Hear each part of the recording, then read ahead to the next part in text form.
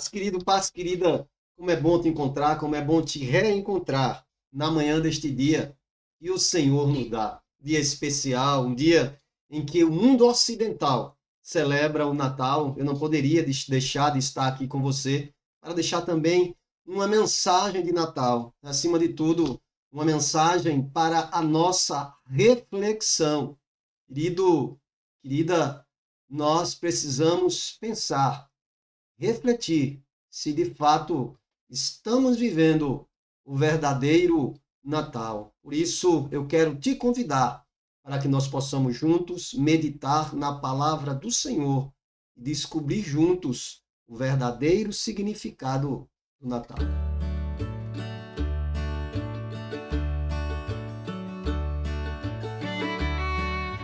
Querida, desejo do mais profundo do meu coração é que em tua vida, em tua casa, em tua família, o Natal possa existir hoje, amanhã e sempre. Esta é a minha mensagem de Natal. Natal hoje, Natal amanhã, Natal todos os dias, Natal sempre.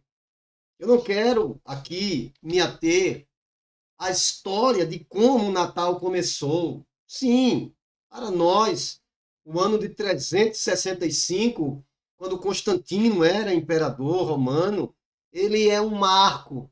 E depois a igreja vai transformar isso em, de fato, uma data natalícia. Mas o fato é que quando Jesus nasce, ele divide a história da humanidade em duas fases. A primeira, antes da sua chegada, onde o olho por olho, o dente por dente, era um conceito de justiça que as pessoas tinham. Mas quando ele vem a este mundo para revelar à humanidade o plano salvífico de Deus, as coisas deveriam ter mudado, mas parece-nos que muita coisa não mudou. Veja, Cristo foi rejeitado pela humanidade, e isto é um fato incontestável, que a palavra de Deus revela. Ele foi rejeitado pela humanidade desde o seu nascimento. Os relatos dão conta de que ele nasceu em um estábulo, ou seja, nasceu junto aos animais, por não haver um quarto, uma sala, uma cozinha, por não haver espaço menor sequer, porque nenhum homem, nenhuma mulher, nenhuma residência se dignou a ceder um espaço para abrigar uma mulher grávida de 9 meses, prestes a dar à luz. Este é o retrato do nascimento de Jesus Cristo, o Senhor. Este era o quadro da humanidade no dia do nascimento de Jesus. Por isso, eu sempre alerto as pessoas, querida, que o nascimento, a vida, a morte de Jesus Cristo, o Senhor, não é algo para se romantizar. É sim para que se deva parar e refletir o quão desumano o ser humano pode ser e, ao mesmo tempo, como ele pode ser fingido para ocultar a sua desumanidade. Mas veja, querida, a Bíblia diz que Deus amou este mundo com um amor tão grande que ele entregou o seu próprio filho para morrer em favor da humanidade. E Cristo, o Senhor, mesmo sendo rejeitado desde o seu nascimento, ele espalhou o amor de Deus por onde passou. E eu quero crer, querida, que foi exatamente esta atitude de Jesus, a atitude de amar, que o transformou em um perseguido político, perseguido por uma sociedade onde os valores éticos, morais e espirituais estavam totalmente distorcidos. Uma sociedade que não difere muito dos dias atuais, mesmo passando-se quase 2000 anos. Mas foi este amor de Jesus que o levou à cruz, e de lá ele exalou mais uma vez ainda mais amor, porque foi este amor que o levou à cruz. E de lá, ele, diante dos seus discípulos temerosos, ele exalou amor. Diante daquela multidão ensandecida e eufórica que o odiava, Jesus Cristo exalou amor. Diante dos seus carrascos e torturadores, Jesus Cristo exalou amor. Diante também dos seus acusadores, Jesus Cristo exalou amor. Colocado entre 2 ladrões, Jesus Cristo exalou amor. Cristo Jesus, o Senhor, ele foi e é o único capaz de perdoar a todos, porque ele continua a exalar amor. E foi por este amor que Jesus perdoou aqueles que estavam com ele naquele momento. Aquele momento que foi o extremo do ódio que o mundo exalou contra ele. Ele exalou amor, porque ele perdoou aos seus discípulos que, temerosos, optaram por se ocultar e fugir para não serem presos também. Jesus perdoou a multidão que assistia eufórica aquele espetáculo grotesco e humilhante, porque exalou amor. Cristo perdoou aos seus carrascos e torturadores, pessoas que faziam o que lhe mandavam, sem sequer censurar, porque eram cegos espiritual e humanitariamente. Jesus perdoou aos seus acusadores mentirosos, pessoas que foram subornadas para mentir em relação àquele homem que só exalava amor. Sim, Jesus Cristo perdoou todas as pessoas da sua geração. Todos os que estavam presentes naquele momento horrendo da sua crucificação. Mas Cristo vai além. Além de perdoar os que estavam presentes naquele momento, ele perdoa os que estão presentes hoje, naquilo que a humanidade tem feito com o amor que Deus exala sobre cada um de nós. Jesus também perdoou aos que viriam depois, pessoas como nós, que teriam as mesmas atitudes daqueles primeiros. Sim, nós, os que vivemos depois de Cristo, também podemos por ele ser perdoados. E nós necessitamos deste perdão, porque muitas vezes ignoramos e somos incapazes de amar como ele amou.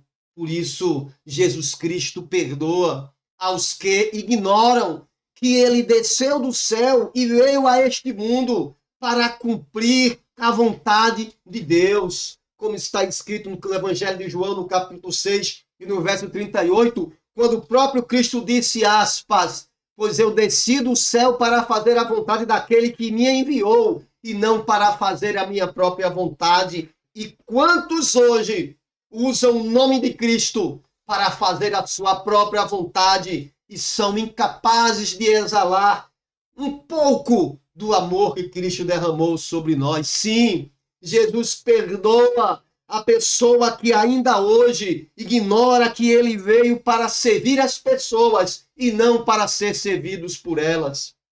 Ele mesmo disse, está lá em Mateus capítulo 20, verso 28, porque até o Filho do Homem não veio para ser servido, mas para servir. E Cristo foi além. Ele vai dizer que veio para dar a sua vida para salvar todo aquele que nele crê.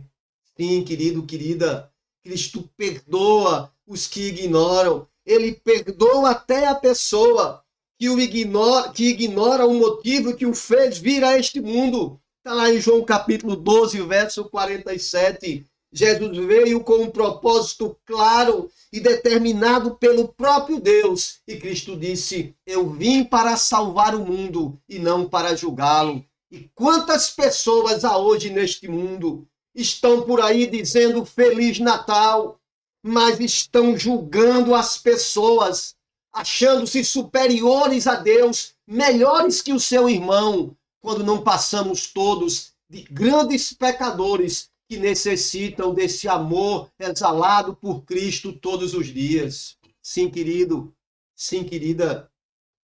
Foi por esta ignorância da humanidade, naquele dia da crucificação e em todos os dias seguintes, inclusive nos dias atuais, que Cristo Jesus, o Senhor, estando preso àquela cruz, lá em Israel, em um monte que tem lá chamado Caveira, colocado entre dois outros condenados, dois ladrões, sendo ele uma pessoa de bem. Foi lá que Jesus Cristo, antes de dar o último suspiro, abriu as portas para o perdão de todas as pessoas, quando ele abriu a sua boca e disse: Pai, perdoa estas pessoas, elas não sabem o que estão fazendo.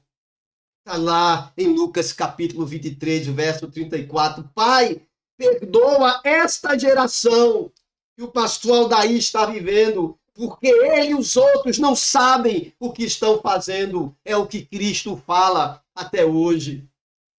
De fato, querido, de fato, querida, em relação ao desejo de Deus revelado na Bíblia Sagrada, na sua palavra, a humanidade ainda não sabe o que está fazendo.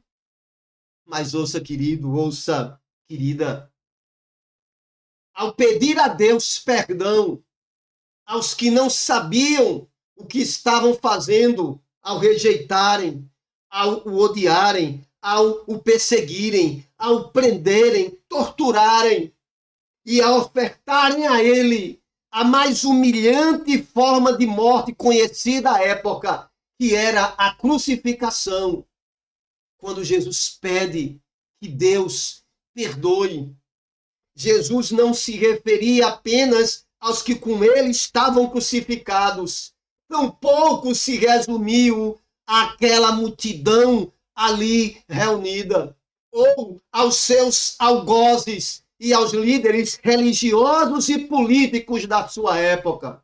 Pessoas que perseguiram Jesus e perseguem todo cristão sincero hoje, porque sentem-se ameaçadas de suas posições. Sim, aquelas pessoas sentiram-se ameaçadas por um homem que viveu para amar a todos.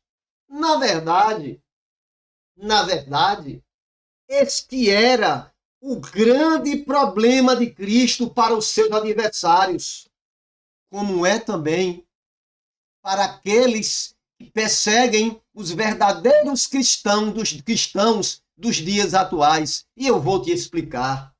Este era o grande problema de Cristo para os seus adversários, aqueles líderes políticos e religiosos. O problema de Jesus era o fato de ele amar a todos, irrestrita e absolutamente a todos. Já que para algumas pessoas, tanto lá quanto cá, para essas pessoas, alguns não são dignos de ser amados. Só que para Cristo e para Deus, todos nós somos alvos do seu amor.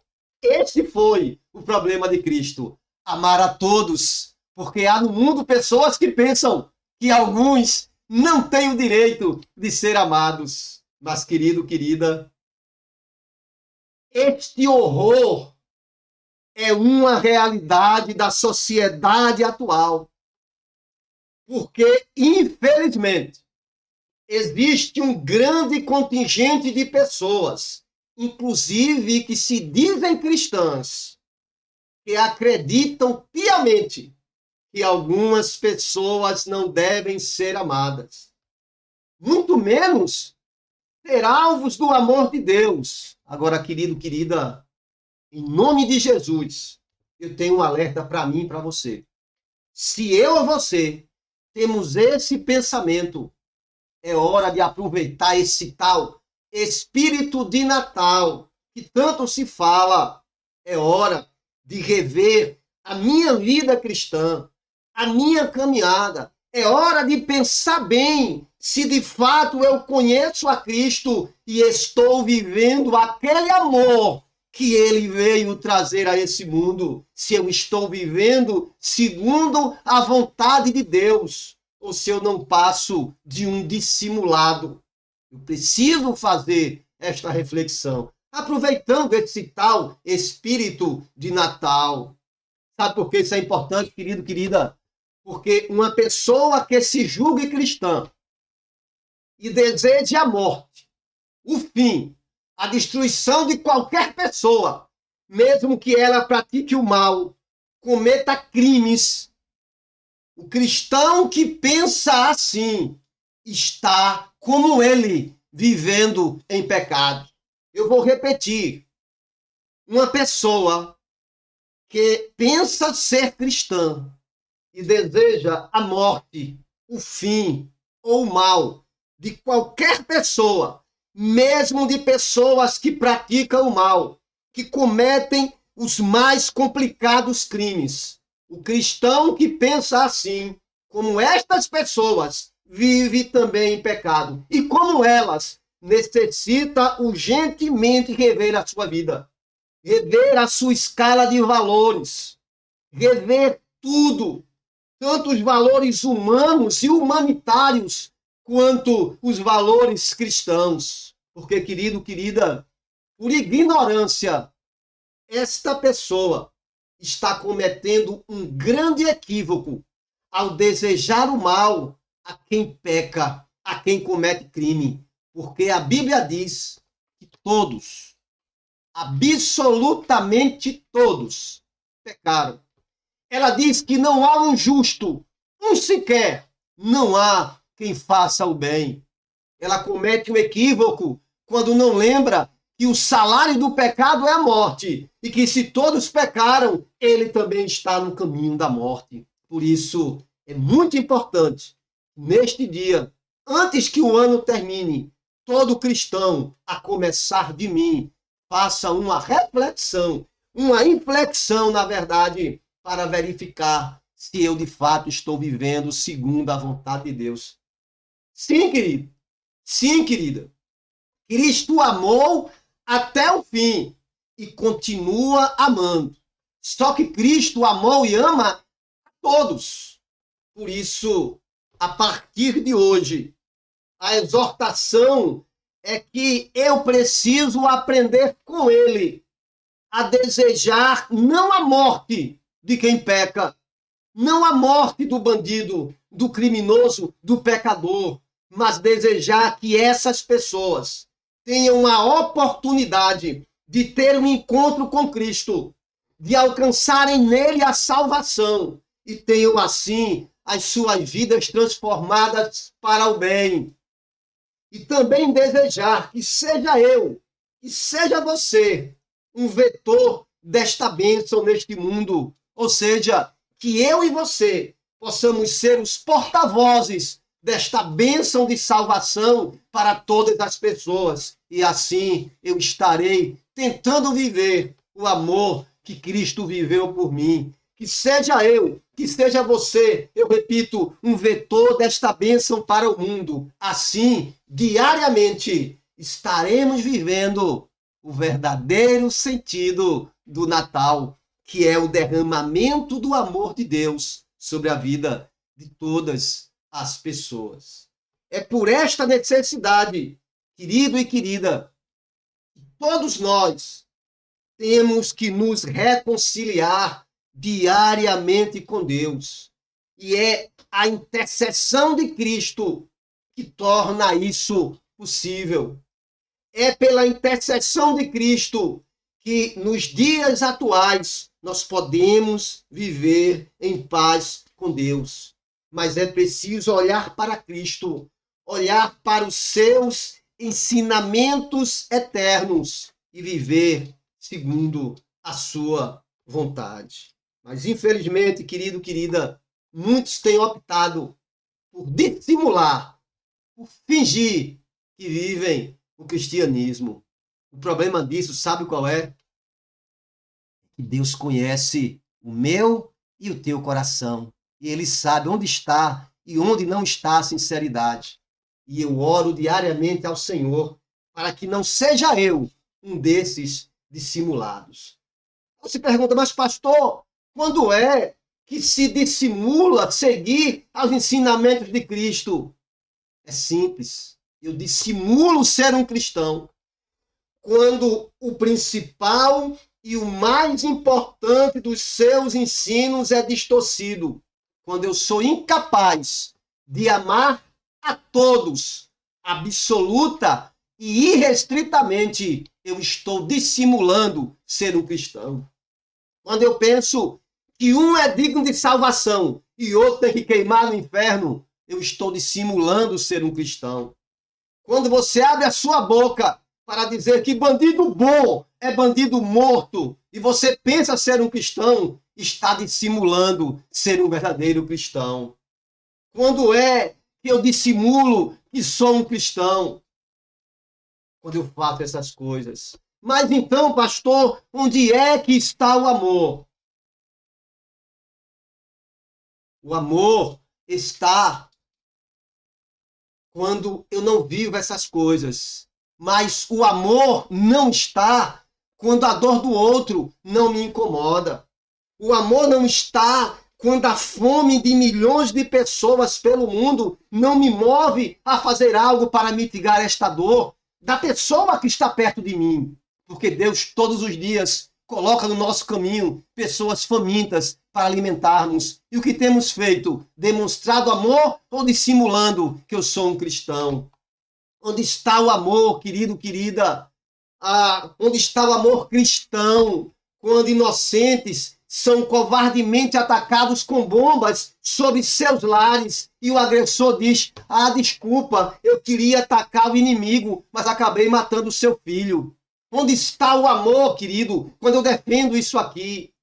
Onde está o amor quando a cidade cria um tipo de arquitetura que impede as pessoas que estão forçadas a viver na rua, a não mais poderem dormir embaixo de marquises ou de uma loja chique? E eu concordo com isso.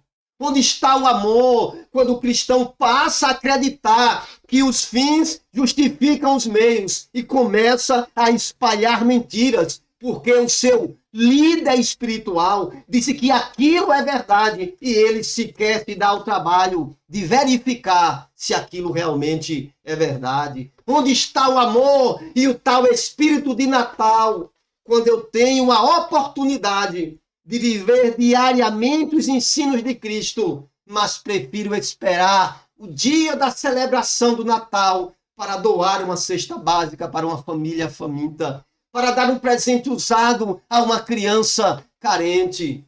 Por isso, querido, querida, a pergunta fica: onde está o meu amor pela humanidade? Por isso, era sobre toda a humanidade, mas principalmente sobre os que viriam depois dele, como nós, que Cristo exalou tanto amor. Querido, querida, a verdade é que Deus amou a humanidade e enviou Cristo Jesus e veio a este mundo em obediência a Deus. Veio para servir, veio para amar, mas amar até o ponto mais extremo, entregando a sua própria vida, demonstrando assim o que significa o amor irrestrito. Mas não se preocupe, querido. Não se preocupe, querida. Cristo não quer que você morra. Pelo contrário, ele quer que você viva e que você dê a vida pelo seu irmão. Por isso, querido, querida, o melhor presente que se pode ofertar ou desejar para mim ou para o outro é conseguir ser minimamente como Cristo. É aprender a amar absoluta e irrestritamente a todos. Porque no momento em que eu e você, todas as pessoas, conseguimos viver minimamente o amor de Deus revelado em Cristo, tenha certeza de que o mundo se transformará em um lugar onde a vontade de Deus reinará e sua bênção recairá sobre todos. Por isso, querido e querida, seja eu, seja você, a decidir que todos os dias será Natal e a caminhar por este mundo, exalando o amor de Deus revelado em Cristo. Seja Natal hoje, Natal amanhã, Natal sempre, porque nós precisamos decidir amar hoje, amar amanhã, amar sempre. E, acima de tudo, amar a todos, irrestritamente. Que Deus nos abençoe e que você e toda a sua família tenham um excelente Natal e que o Natal dure todos os dias. E que Deus te abençoe.